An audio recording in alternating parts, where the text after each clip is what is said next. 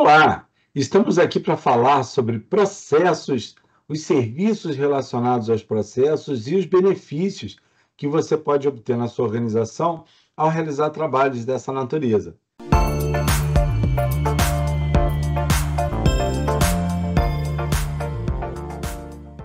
Vou compartilhar aqui um material para servir de guia e a gente já inicia o nosso trabalho. Perfeito! Então vamos falar um pouquinho sobre esse tema tão importante que eu acho que ele teve um crescimento ali na época do Six Sigma, reengenharia, lá pelos anos 70, 80, teve um boom. Claro que a gente vem ouvindo falar de processo desde a Revolução Industrial, mas acho que não é o caso. E nesse boom do Six Sigma, da reengenharia, a gente viu a grande importância dessa documentação, desse trabalho que é feito, que ajuda na definição de papéis e responsabilidades, do sistema normativo, na identificação de riscos, determinação de indicadores de desempenho. Então, são muitas as funções dos processos numa organização. Então, a gente vai agora falar exatamente sobre isso. Pessoal, o processo nada mais é do que um conjunto de atividades que, quando executada de forma coordenada, numa sequência lógica, ele transforma insumos em resultados ou produtos que entregam valor, seja para a sua organização, seja para o seu cliente, para fora, para um órgão regulador, algo parecido. O fluxograma que a gente conhece, por exemplo, é uma forma de representar esses processos. Quando a gente fala de processo, e a gente vê uma organização normalmente com uma arquitetura, um organograma, né, uma arquitetura organizacional hierárquica, a gente pode enxergar ali os departamentos e eu vou ter casos de processos que começam e terminam dentro de um mesmo departamento, como aqui na área de tecnologia, duas atividades sendo executadas para gerar o resultado esperado. Eu tenho outros processos que permeiam quase toda a organização e eu tenho processos, inclusive, que vão além da nossa organização, envolvem fornecedores, clientes, órgãos reguladores e assim por diante. Então, vejam só a importância dos processos, né? Principalmente o processo sendo algo repetitivo, o ganho em um processo costuma ser um ganho muito grande, porque ele é multiplicado pelo número de repetições que aquele processo é executado. E, pessoal, a gente já falou um pouquinho do organograma, mas um outro conceito muito importante é o conceito de cadeia de valor. Então, é dessa forma que a gente organiza os nossos processos, em processos primários, que são aqueles responsáveis por fazer com que a gente cumpra a nossa missão ali, então, desde a definição da nossa estratégia até o pós-venda ou pós-entrega do produto final lá para o nosso cliente, onde a gente agrega valor, e os processos de gestão ou de suporte, que apoiam, e sem menor importância, obviamente, a geração ali dos processos primários. Tá? Uma dessas fontes, por exemplo, é a PQC, que tem um framework que chama Process Classification Framework, que é esse usado, e a gente consegue, pela cadeia de valor também, associar isso a um negócio. Então, óleo e gás, o setor de óleo e gás, eles têm uma cadeia de valor própria. O segmento de consultoria, o segmento de saúde, são segmentos que você enxerga mais similaridade numa cadeia de valor pelos mesmos negócios do que num organograma entre empresas que costuma ter muita variação.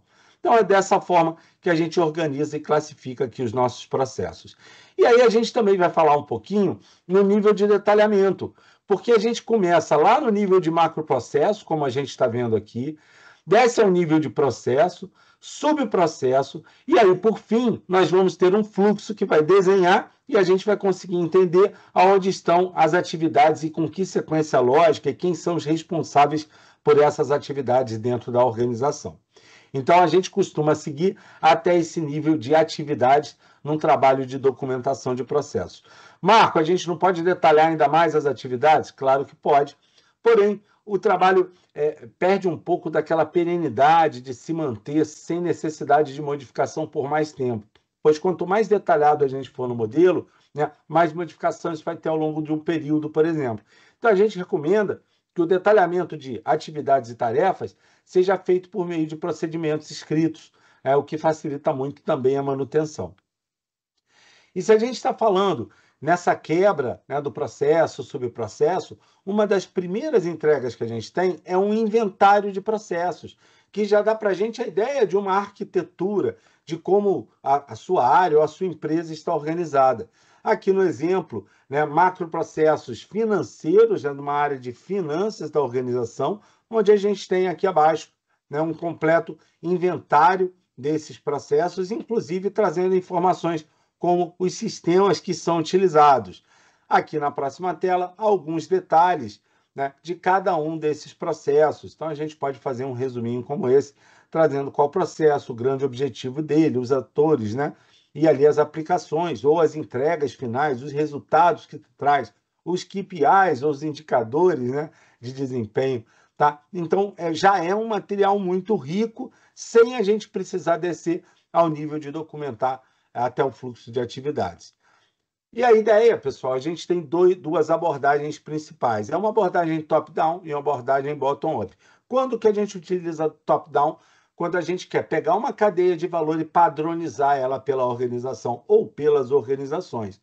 Imagina uma empresa com 100 empresas, né, em locais diferentes do Brasil, e você quer replicar ali uma mesma estrutura, inclusive um sistema normativo parecido, um organograma.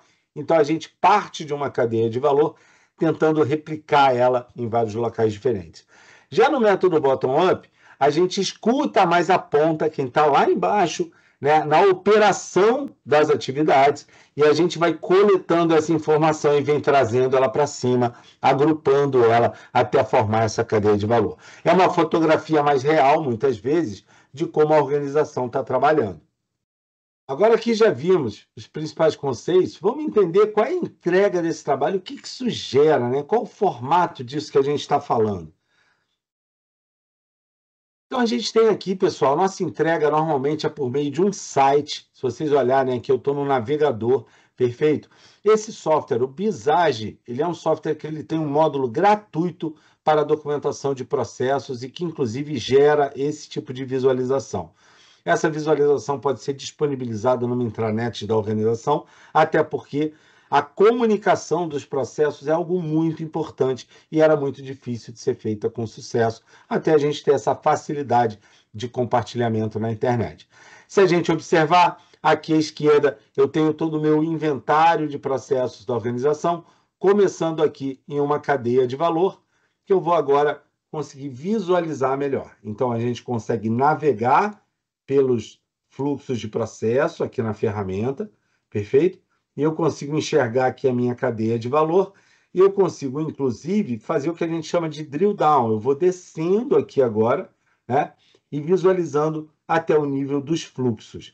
Observem que aqui nos fluxos a gente tem as chamadas raias, que já ajudam a definir papéis e responsabilidades.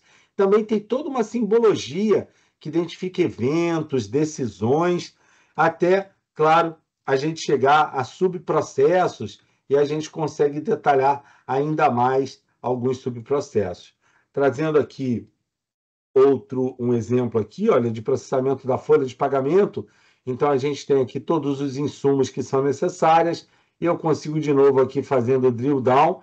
Então, os funcionários conseguem navegar pelo processo, inclusive compreendendo qual ferramenta está sendo utilizada em cada atividade, tá, pessoal?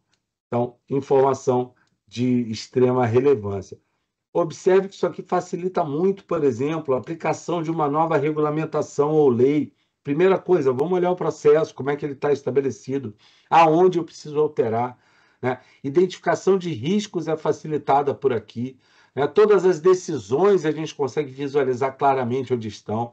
Os papéis e responsabilidades aqui, ó, departamento pessoal atuando, aqui para cima, nesse caso é intradepartamental, né? Mas se eu tivesse outros órgãos envolvidos, eu teria aqui como fazer. E tudo isso rastreado com essa navegabilidade que vocês estão vendo, é que eu consigo visualizar facilmente os processos. Eu já conheço o processo, já sei onde ele está, você pode também ir direto no processo que você deseja. Então, veja o quão rica é essa informação. Como que a gente faz isso, pessoal? Né? Eu mostrei o que é, falei um pouquinho, mostrei o resultado. Como é que a gente chega nesse resultado? Então, a gente primeiro, claro, faz um planejamento. Esse trabalho é feito em entrevistas ou workshops, né? Então, a gente vai fazer essas entrevistas para desenhar os processos. gente vai documentar esses processos e vai voltar nos entrevistados para fazer uma validação. A partir dessa validação, processos, né, considerados concluídos, nós vamos realizar as análises que foram combinadas e fazer o redesenho.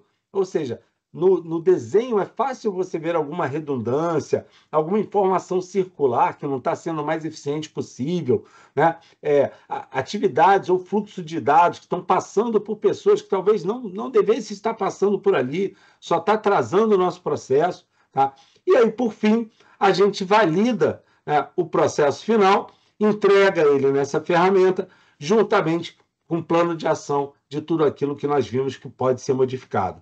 Então, as principais entregas são a cadeia de valor da organização, com a sua estrutura de processos primários e secundários, e também os fluxos de processos no site, como vocês viram, para a gente divulgar entre os profissionais da organização. Quando a gente tem já, Marco, eu já tenho aqui os processos da empresa todos documentados, o que eu faço com isso agora? Se você não está usando para uma consulta, se você não está usando para capacitar um funcionário, você está perdendo, né, uma mina de ouro que você tem dentro da sua organização. Mas, além disso, você pode usar para identificação de riscos e oportunidades de melhoria, alinhamento ao sistema normativo da organização e dimensionamento de equipes. Vou mostrar brevemente como funciona isso.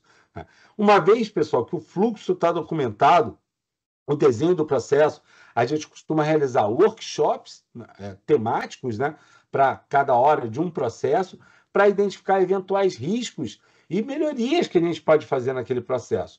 Tudo isso é devidamente catalogado, categorizado, né, e classificado, inclusive saindo com uma priorização. Então, nesse caso aqui, só com exemplo, nessa área financeira, nós saímos desse workshop com 21 oportunidades de melhoria, sendo, né, relacionadas algumas a processos, outras a adequação de sistemas, outras, inclusive, ajuste de pessoal, né, que é uma outra saída interessante do trabalho de melhoria de processos, e também priorizados.